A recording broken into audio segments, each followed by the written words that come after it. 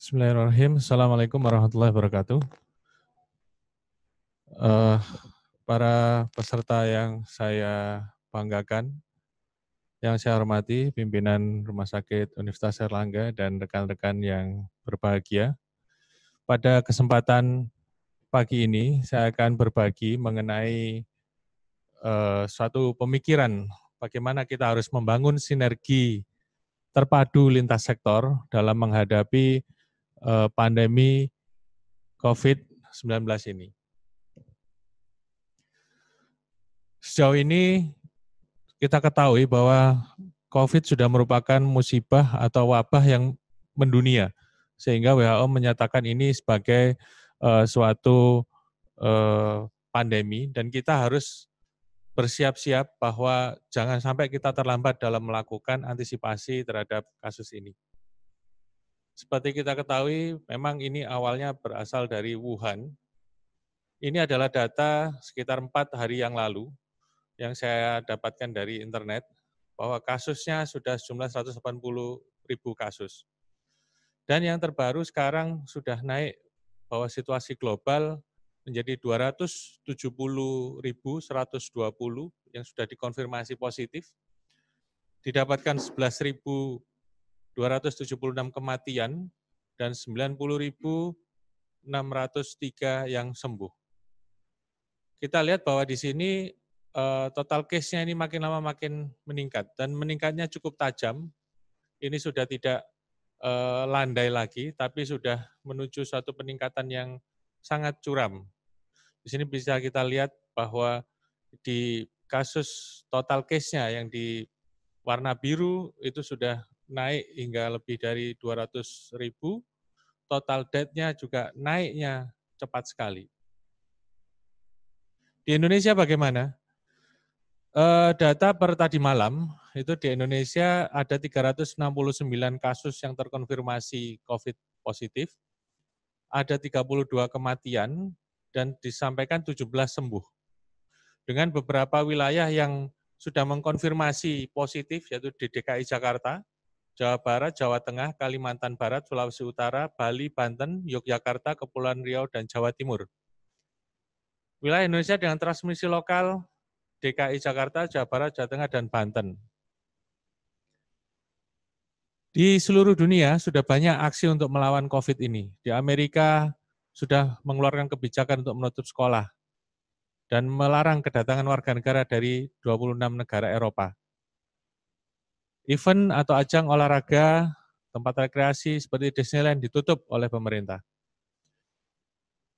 Di Inggris, pemerintah merekomendasikan warganya untuk mengisolasi diri selama 7 hari apabila menunjukkan batuk terus-menerus atau suhu badan yang tinggi. Kemudian, melanjutkan perilaku bersih secara ketat, sering mencuci tangan, menggunakan sabun, membersihkan permukaan benda dengan disinfektan.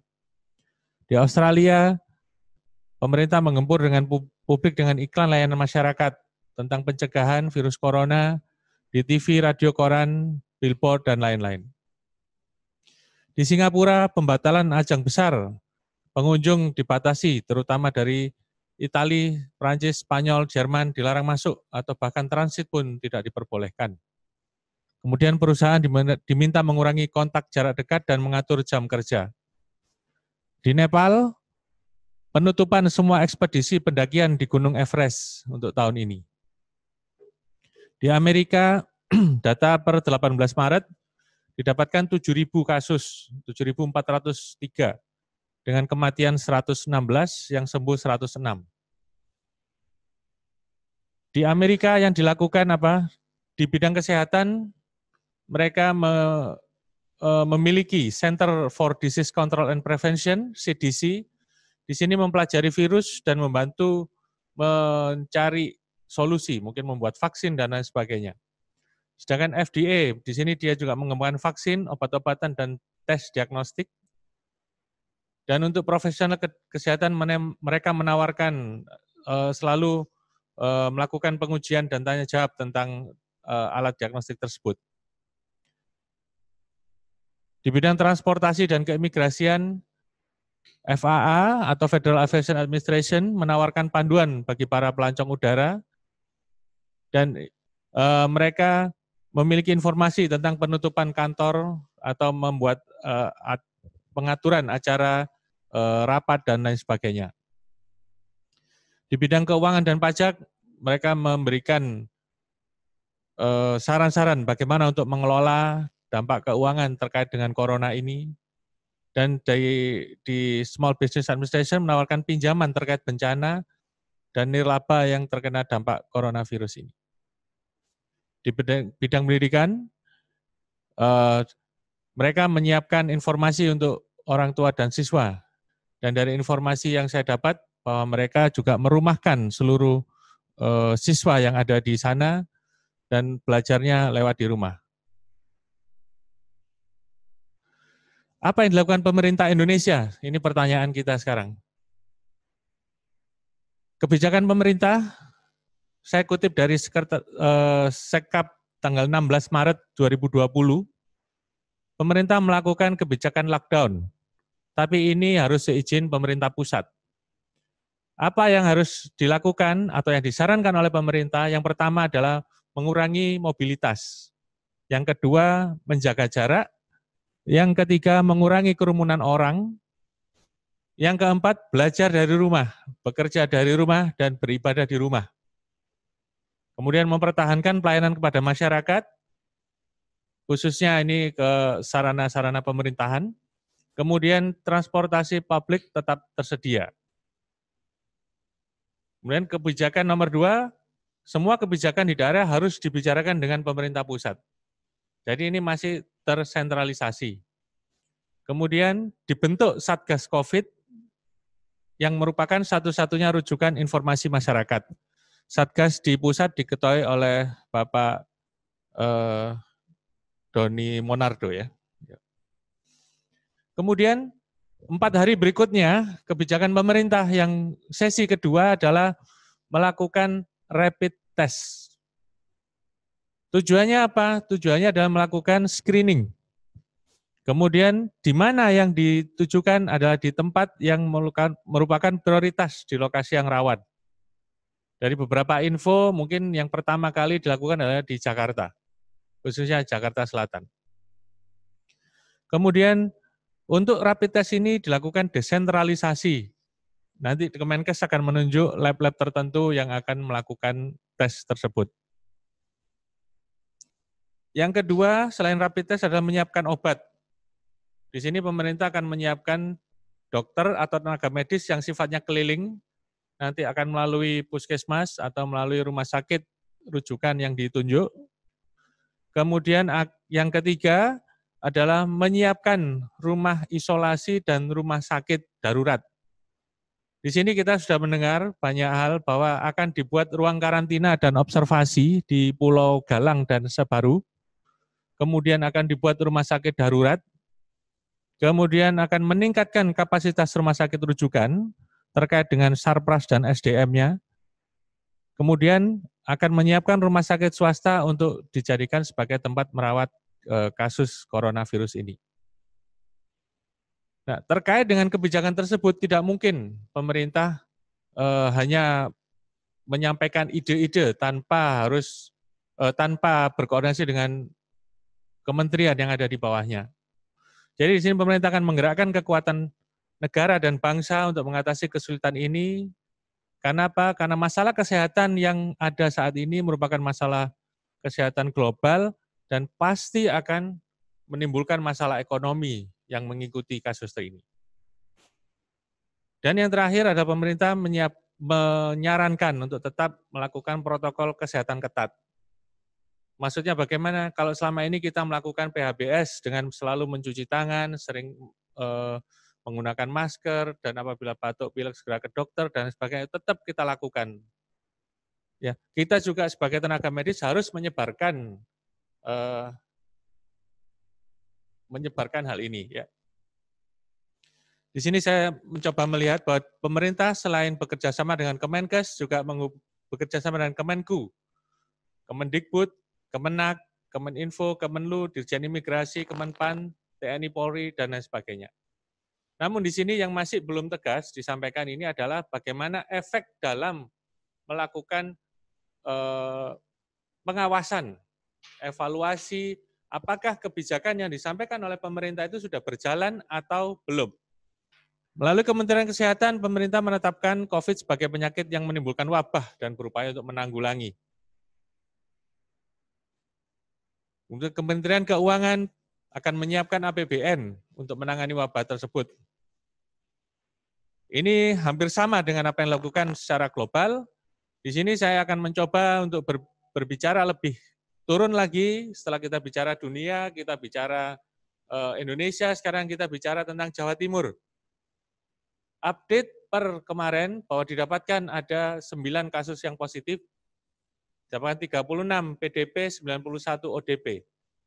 Yang positif ini yang terlacak baru di 2 kota, yaitu di Surabaya dan di Malang Raya. Nah, ini sebenarnya adalah merupakan suatu hal yang harus tetap kita cari. Apakah betul itu hanya di Surabaya dan di Malang Raya? Saya kira ini perlu untuk segera dicari, dideteksi. Kalau memang kasusnya ini ada di tempat-tempat lain, maka ini harus segera diambil kebijakan. Agar apa? Agar ini tidak menyebar menjadi suatu musibah yang akan kesulitan apabila ini memang sudah muncul, tidak akan ada rumah sakit di Jawa Timur yang sanggup untuk menangani ini.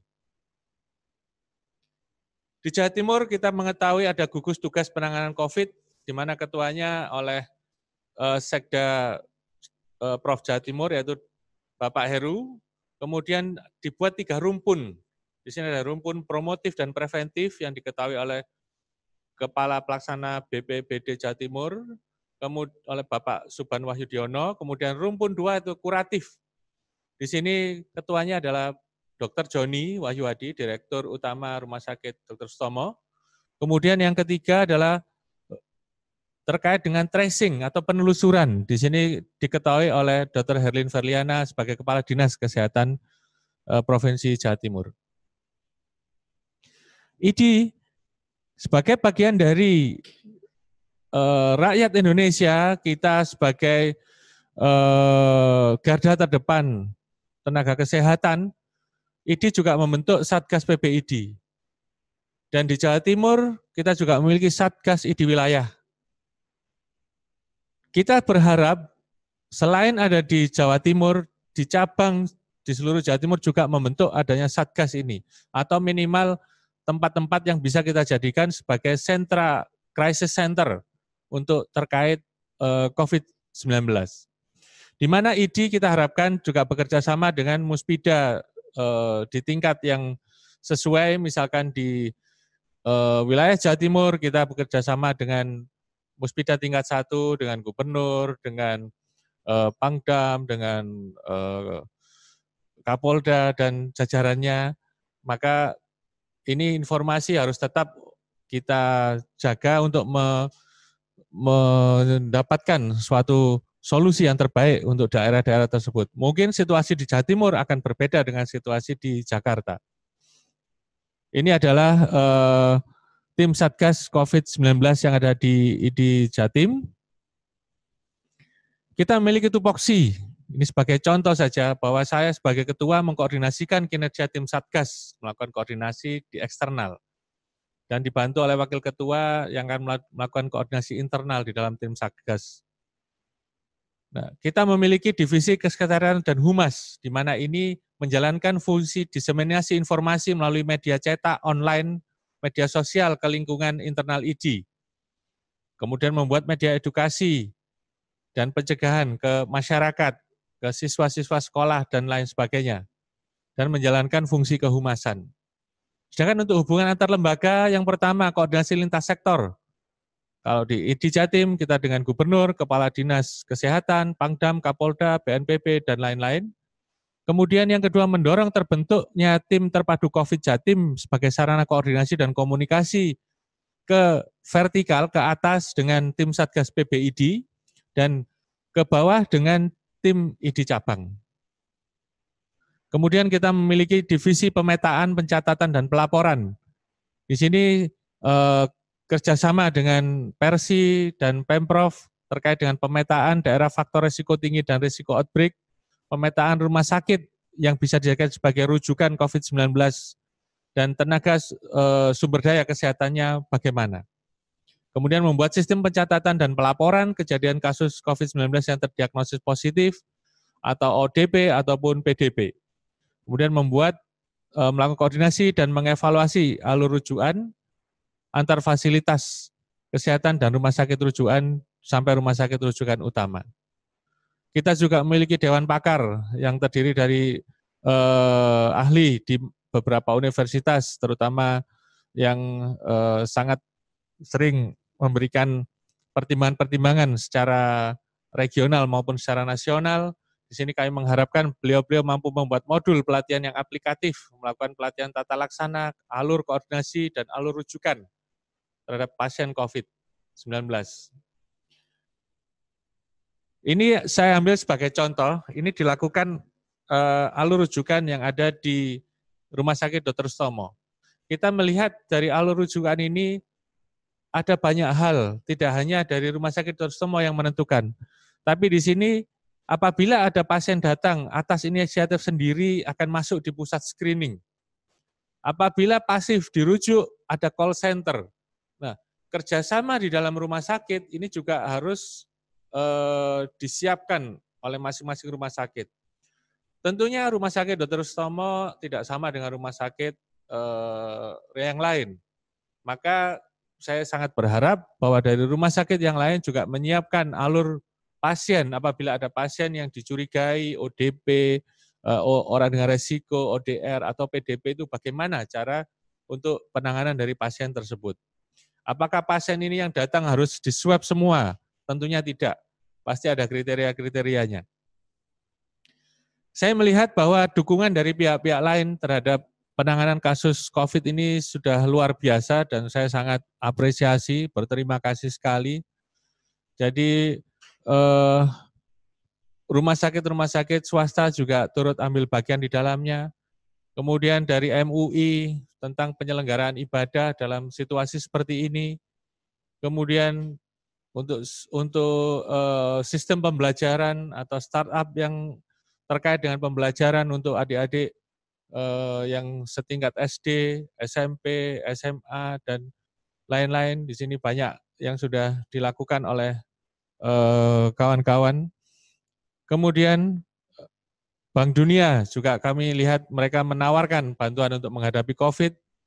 Kemudian ada lagi contoh seperti Rumah Sakit Pertamina yang akan siap menjadi rumah sakit khusus untuk penanganan penyakit coronavirus. Ini kerjasama dengan Badan Pengawas Obat dan Makanan, bagaimana membuat hand sanitizer yang semakin lama semakin langka saat ini. Kemudian kita juga jangan lupa, ada hal-hal yang berbahaya, yaitu tentang hoax, tentang informasi yang harus dikonfirmasi. Makanya ID dalam hal ini membuat crisis center untuk memberikan informasi yang tepat kepada masyarakat. Jangan ragu untuk menghubungi tim kesehatan menanyakan ini suatu berita yang betul atau tidak. Pemerintah kota juga telah meniadakan Car Free Day. Ya, sebagai ringkasan bahwa coronavirus disease 19 ini merupakan penyakit yang pandemi di seluruh dunia menjadi wabah.